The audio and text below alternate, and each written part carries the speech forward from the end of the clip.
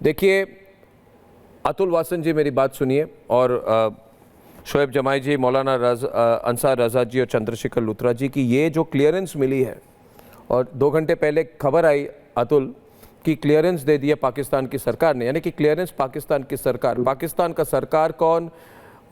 मुल्ला मुनीर।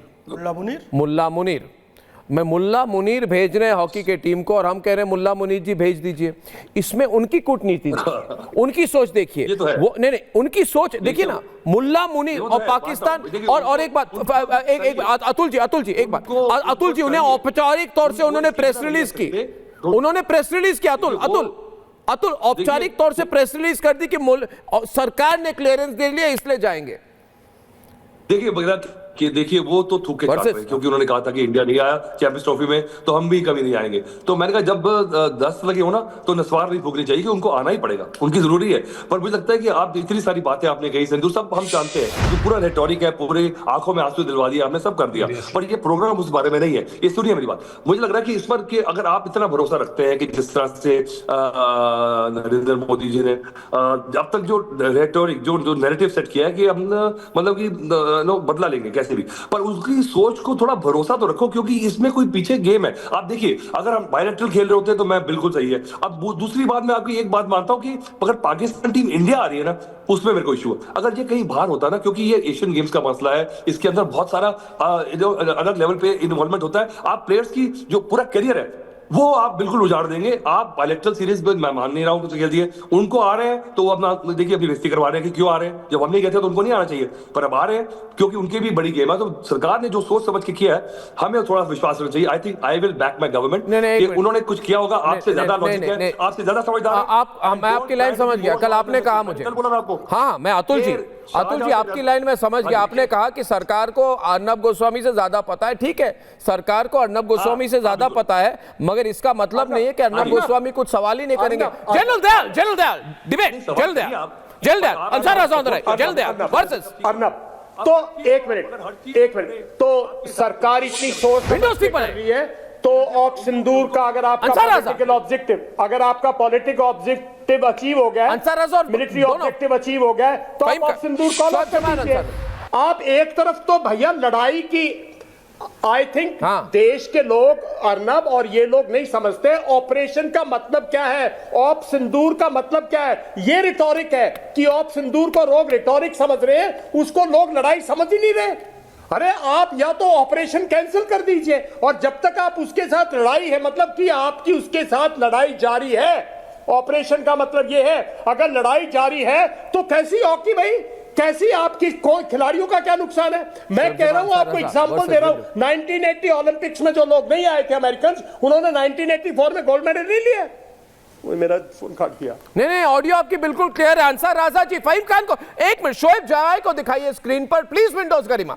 अब सवाल यह है, एक मिनट बात है, तो बहुत खुश होंगे इनके पाकिस्तान जिंदाबाद के नारे लगे थे इनके मंच से। ये तो बहुत मंच से, ये एआईएमआईएम के मंच से पाकिस्तान जिंदाबाद के नारे लगे थे। शोएब जमाई की बात, हाँ, और किसी की बात कर रहा हूं, ये एआईएमआईएम के दिल्ली के प्रदेश अध्यक्ष है। ये तो बहुत खुश होंगे, हैदराबाद को पाकिस्तान में मिलाना चाहते थे। 1947 में रजाकारों की पार्टी है, कासिम रिजवी गया था ऑपरेशन सिंदूर के बाद इनके नेता मगर देश दुनिया भर में गए थे भारत के लिए। नहीं, मैं उनको प्रणाम किया था, एक चैनल पर बैठकर प्रणाम किया था कि मोदी जी ने आपको भेजा, लेकिन आकर फिर इनके सुर बदल गए हैं, फिर वही हरकत चालू कर दिए। मैंने कहा था कि श्वान को घी और चोर को इज्जत हजम नहीं होती है, फिर से वो लोग ये हरकत चालू कर दिए। आपको लगता है आज लाइन बदलेंगे? ये मैं सवाल पूछ लूं, देखता हूं इनकी लाइन बदलती है क्या।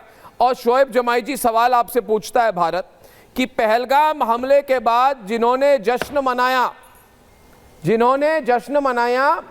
और जिन्होंने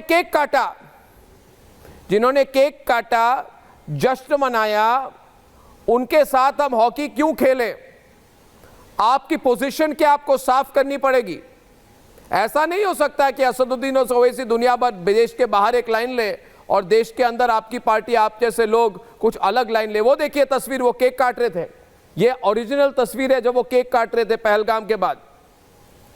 और जितने हमारे दर्शक है देख लें कि ये उनका इस तरह से उनकी पार्टी हो रही थी पाकिस्तान हाई कमीशन के अंदर पहलगाम के 2-3 दिन बाद। देख रहे हैं शोएब जमाई जी, क्या पोजीशन है आपकी, बताइए, चुप क्यों है आज? दोहरी बात नहीं करना शोएब भाई, जो सही बात है वो बोलना।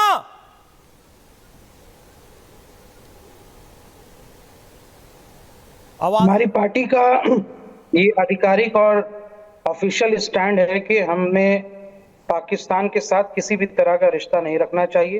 क्रिकेट भी नहीं खेलना चाहिए, हॉकी भी नहीं खेलना चाहिए, ना कोई बॉलीवुड में, ना एंटरटेनमेंट में किसी भी तरह का रिश्ता नहीं रखना चाहिए जब तक टेररिज्म का मामला हल नहीं हो जाता। टेरर के साथ साथ किसी भी तरह का खेल नहीं हो सकता है, ये बात बिल्कुल स्पष्ट है और हमारे राष्ट्रीय अध्यक्ष ने ये बात बार बार साबित किया है। लेकिन सवाल आज सरकार से, मिनिस्ट्री ऑफ होम अफेयर्स माननीय गृह मंत्री के अधीन है, अमित शाह के अधीन है, उन्होंने क्लियरेंस दिया। एक्सटर्नल अफेयर्स मिनिस्टर हमारे विदेश मंत्री जयशंकर जी के अधीन है, उन्होंने इसको क्लियरेंस दिया है और ये नोटिस दिया कि भाई इन पाकिस्तान की दोनों टीम, मेंस हॉकी टीम और जूनियर हॉकी टीम को, दोनों को क्लियरेंस देने का काम तो हमारी भारतीय जनता पार्टी के मंत्रियों ने किया, सरकार ने किया। तो जाहिर से बात है मोदी जी का उसमें राय होगी ना, मोदी जी के बगैर पूछे तो ये लोगों ने तो नहीं किया होगा।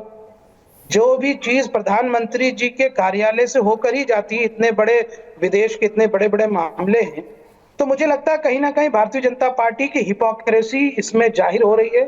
एक बहुत बड़ी दोहरी राजनीति साबित हो रही है कि एक तरफ तो आप देश के मुसलमानों से देशभक्ति का सबूत मांगते हैं, देश के मुसलमानों को परेशान करते हैं, वहीं दूसरी तरफ आप क्रिकेट खेलते हैं और माननीय जय शाह, जो अमित शाह के जो बेटे हैं, वो जाके यहाँ से दुबई में पाकिस्तानी क्रिकेटरों के साथ बातचीत कर रहे होते हैं, पैसा कमा रहे होते हैं। चाहे लीग हो, चाहे एशिया कप हो, वर्ल्ड कप हो, क्या खेलने की जरूरत है, क्योंकि सट्टा बाजार में बहुत पैसे लगे हैं। आईसीसी को और बीसीसीआई को बहुत बड़ी रेवेन्यू हो रही है और उसमें बीजेपी के बड़े बड़े नेता हैं जो उसके ऑफिशियल आधिकारिक ऑफिस बेयरर्स भी हैं। तो आप सवाल सरकार से पूछिए ना। मैं तो आज अरे आप अपने पोजीशन को साफ करिए, इधर उधर की बात मत करिए, सीधा सवाल है। अरे इतनी टाइम क्यों लगती है हर्षवर्धन जी, ये घुमा फिरा के बात कर रहे हैं, क्योंकि नहीं घुमा फिरा के बात कर रहे हैं। आपको क्या सवाल पूछा मैंने, शोएब जमाई जी आपसे सवाल क्या था? सवाल सीधा है ना, जब आप बताइए ना। अरे देखिए, ये देखिए, एक मिनट, आपकी पोजीशन क्या है भैया, आपकी पोजीशन क्या है भाई साहब, आपकी पोजीशन क्या है? और देश से गद्दारी का काम कर रहे हैं। अरे आपकी पोजीशन क्या है? मैं फैज खान जी और सवाल क्यों नहीं पूछते? हर्षवर्धन त्रिपाठी जी ये सवाल सरकार से क्यों नहीं पूछते? आप यहाँ पे आके व्हाइट वॉशिंग करते हैं। हम तो सरकार को सवाल पूछ रहे हैं, अपनी पोजीशन क्लियर कीजिए, अपनी पोजीशन क्लियर कीजिए। आपकी क्या राय है, आपकी क्या पोजीशन है? घुमा फिरा कर, मगर अपनी राय नहीं रखेंगे फैज साहब, अपनी राय नहीं रखेंगे, क्योंकि अपनी राय रखने से इनका पर्दाफाश हो जाएगा।